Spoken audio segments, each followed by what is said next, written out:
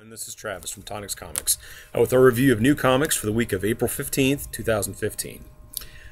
This week we reviewed three titles, one from Marvel, one from DC, and one from an independent title.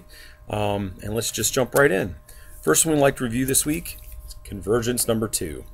So, of course, Convergence is part of the DC plan for the summer of taking their different worlds, converging them into one separate entity, one unique entity. This review really is about issues 0 through 2. I felt that it was a good time to kind of start to wrap them up. The 0 was a little bit confusing. 1 started to make things a little more you could understand them. 2 was a little bit, it clarified what's going on. I really felt like this was a throwback to some of the 90s titles like Zero Hour, really almost even a Contest of Champions type of environment, for those of you who remember that old Marvel title. The unique thing about Convergence, it's very similar to Crisis on Infinite Earths, except this time, instead of showing the different worlds dying and few heroes being plucked, there's an overall plan to have all these worlds, one city from each universe, kind of be a part of the singular universe, and have each of these cities sort of fight it out to see which one's going to come out on top. All of that to me was a backdrop to what I felt was the real story here. Ever since Flashpoint, we saw that there was an alternate version of Batman. I think a lot of us identified with Thomas Wayne as Batman. Definitely unique spin on it. Of all the variant Batmans and all of the different universes, this was a really cool thing that had never been done before.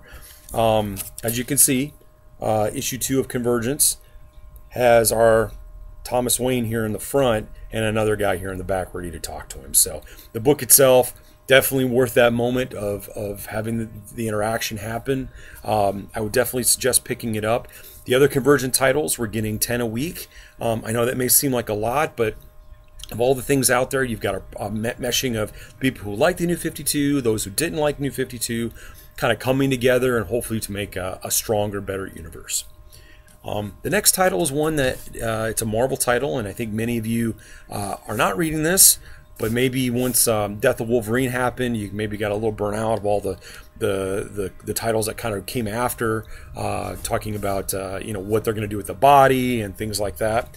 However, this week we're reviewing Wolverine's number 14. Again, a title I wouldn't probably typically pick up. I wanted to try something different. What I thought was neat is we see the return of Daken, or Daken, however you would say his name. Always one of my favorite characters. I felt like it was sort of the alternate side of Wolverine. He would always say things like, this is what I do best, but then, sort of hold back. This is the version of him doing what he does best and not holding back at all. So it was cool to see him back.